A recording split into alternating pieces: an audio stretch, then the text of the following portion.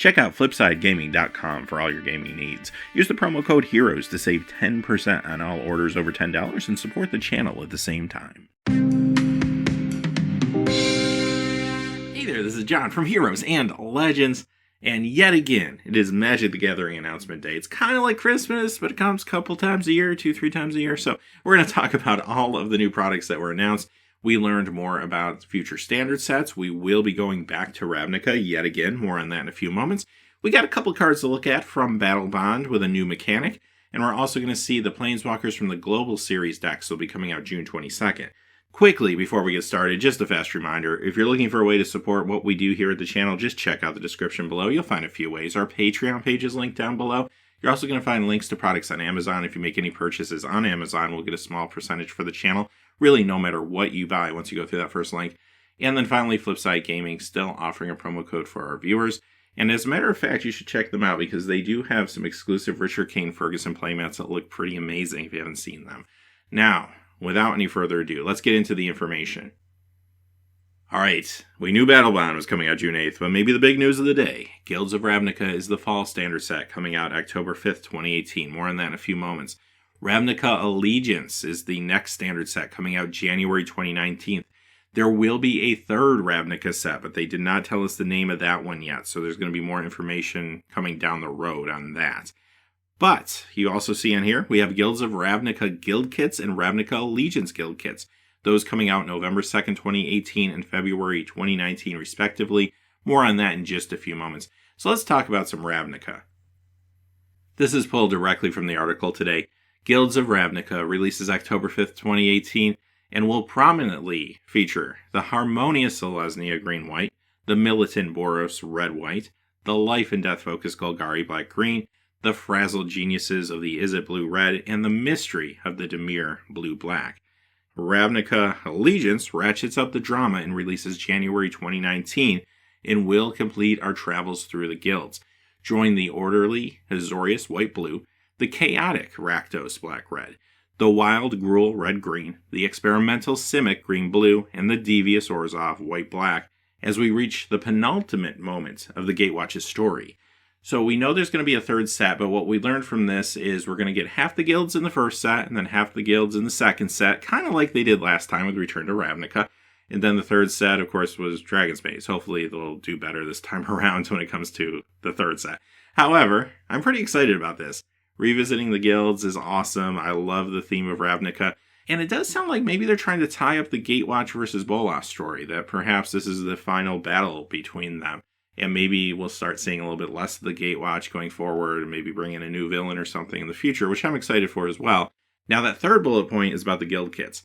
It says, it wouldn't be a return to Ravnica without letting players play as their favorite guilds. Guild kits will feature a 60-card deck flavored after your favorite guilds, plus guild swag like pins, stickers, and spin-down life counters. Play as one of the Guilds of Ravnica guilds with the Guild of Ravnica Guild Kits releasing on November 2nd, 2018. Ravnica Allegiance Guild Kits released February 2019. Now, they did say in the accompanying announcement video, which they don't mention here in the bullet point, that the Guild Kits will actually include cards from the original Ravnica block as well as the Return to Ravnica block. I'm assuming these will be reprinted cards, and then they will have cards from the new series as well, which will probably, my guess anyway, just be the same as the cards you would find in booster packs. That's typically how they do this type of thing. I actually like this idea quite a bit because this is very similar to what they did with Cold Snap. They had theme decks which reprinted cards from Ice Age and Alliances, and they reprinted them in the new card frame at the time and everything, and it looked really, really cool. So I think this is an awesome idea. I like it. And it's a product that is going to appeal to, I think, a wide variety of players as well. My assumption is, again, they did not say this specifically, but I feel that the cards that are being reprinted from the first Ravnica block and the second Ravnica block will not be standard legal, although, of course, the newer cards will be. Those cards will all be modern legal, of course, because the Ravnica blocks are all modern legal. They showed us a little bit of art from Ravnica, some concept art, and the first thing they pointed out was it's going to take place in the autumn season. So Ravnica is still Ravnica, but you're going to see the foliage, and it's going to have autumn colors, which actually looks pretty cool in the picture here. They went on to say some of the guilds got some costume redesigns and such, and they gave us some examples. Here is Rakdos. They're, of course, flamboyant, kind of circus performers with this macabre circus. And you see some examples here of the performers. Here's some Rakdos mages on this page. Looks really cool. Here are some Golgari elf warriors, and they said with Golgari they tried to redesign the clothing to look kind of like fungus or mushrooms. Here's elf shamans, also from Golgari. Next we look at some Gruul motifs, and the theme behind Gruul was a design around 70s and 80s punk, which actually looks really awesome. And here's a shot of some Gruul warriors. Dimir, we only got one picture of them, but they look mysterious, kind of cloaked with their faces a lot of times obscured, and that makes sense being that they're Dimir spies in this picture. Biomancers from Simic. So Simic is going all in on the whole idea of genetic engineering. So here's the scientists, and then here's the super soldiers that have been genetically enhanced. That's what we know so far about Ravnica. Pretty good start. I'm looking forward to seeing more. Now, this next announcement was kind of off on its own. It was flying under the radar a little bit.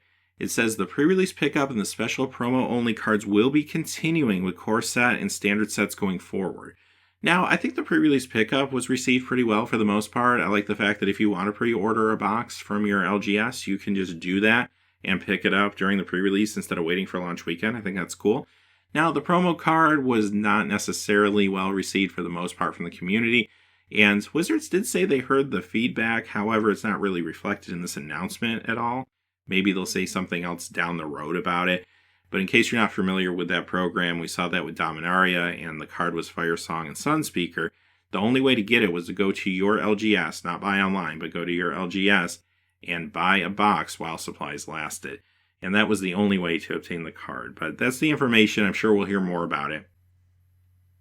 All right, let's talk about some Battlebonds. And we have a couple preview cards to look at, a new mechanic. And they also gave us some insight on why they made the changes to the limited gameplay when it comes to Battlebond Two-Headed Giant. We'll start there by looking at some excerpts from the article.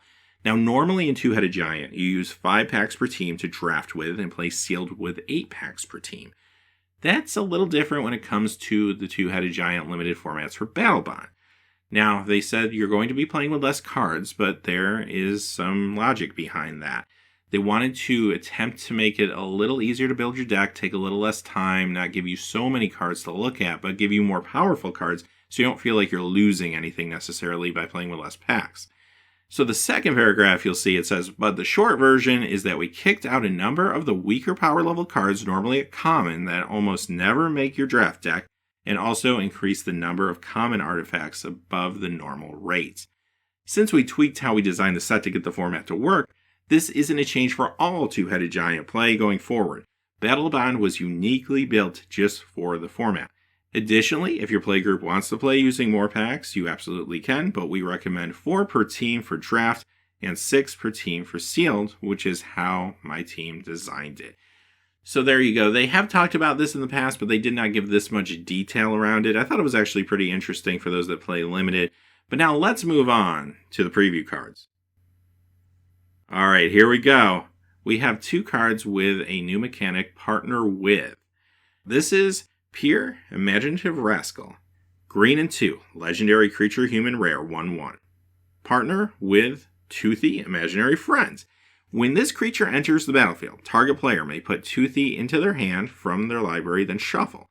If 1 or more counters would be put on a permanent your team controls, that many plus 1 of each of those kind of counters are put on that permanent instead. Okay, very good. Let's look at the other card.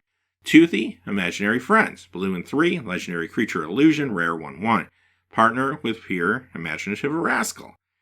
When this creature enters battlefield, target player may put Pure into their hands from their library, then shuffle.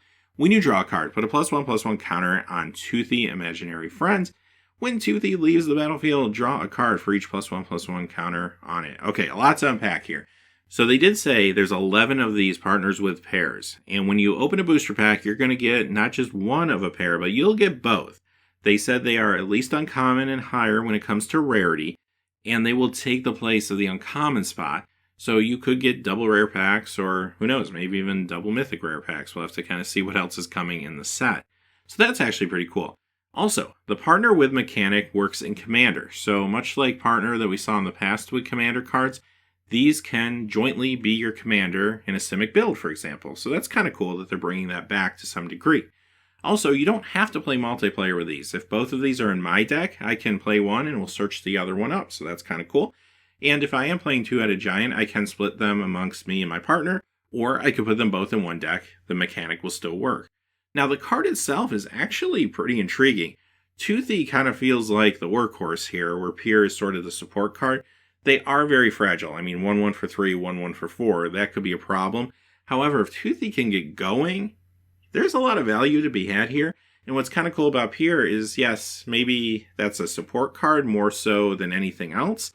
But at the same time, not only is it supporting what Toothy's doing, but also what a lot of your other cards could be doing. Especially if you have an Atraxa commander deck, for example, or maybe you're just playing a lot of Planeswalkers or things where counters are going to matter a lot for you.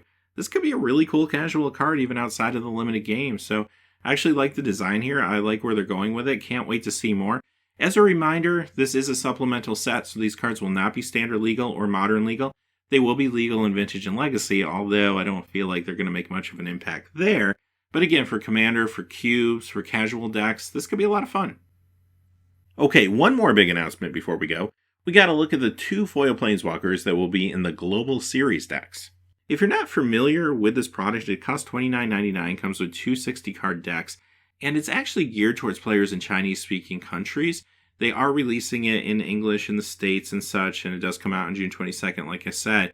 However, it's going to encompass a lot of Chinese folklore and such. Actually looks kind of interesting. Now, they did give us more information about the product as well. These decks are designed to be introductory products, much like normal Planeswalker decks. The power level, structure, and goals are largely the same as the Planeswalker decks you could pick up with Dominaria, or the upcoming ones with Core Set 2019. What makes these a little different is they were created specifically to imbue Magic with Chinese mythology and culture, and also as an on-ramp for players in the Chinese-speaking world. As such, we're trying something a little different with this product. While the cards in it are not designed for serious tournament play, we wanted to make sure that the fans it was created for, new Chinese-speaking fans, could still play at a Friday Night Magic when they're starting out. So, with this in mind, Global Series Zheng Yangu and Mu Yanling will only be standard legal in China. It will not be standard legal anywhere else. Like every other product we release, the cards will be legal for Legacy and Vintage use. They will not be legal in Modern, and of course, outside of China, will not be legal in Standard. So that's kind of interesting, right? A little bit different. I kind of get the logic behind it. So I'm really looking forward to learning more about this product, but we did get to see the Planeswalkers today. And here they are. Mu Yanling, 2 blue and 4. Legendary Planeswalker Yanling, designated as Mythic, 5 loyalty, +2. Target creature can't be blocked this turn, -3, draw 2 cards, -10. Tap all creatures your opponents control. You take an extra turn after this one. Again, the casting cost of 6 outprices her when it comes to something you'd normally want to play in Standard, obviously.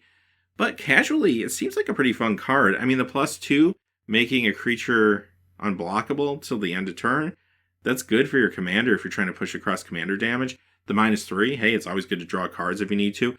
The -10 could help you put more than one player away potentially in a multiplayer game. Actually feels like a pretty decent casual card. Okay, let's look at the other one. Zheng Yangu costs a green and 4. Legendary Planeswalker Yangu, another mythic, 4 loyalty, +1. Target creature gets +2/+2 till end of turn. -1. If you don't control a creature named Mawu, create a legendary 3/3 green hound creature token named Mawu. -5. Until end of turn, target creature gains trample and gets +X/+X, where X is the number of lands you control. Again, something that I'm probably not going to try to work into a standard deck typically because of that casting cost for what you're getting. But casually, +2/+2 is the +1. Not bad. Again, maybe if I have a evasive commander or something like that. -1, it can protect itself. That's never a bad thing. The -5 gets there pretty quick. Again, it could push across some damage. Yeah, not a bad casual card at all. I'm sure we'll be seeing more of these cards in the future, and you'll be hearing me trying to pronounce them in the future. So, hey, we all got that to look forward to.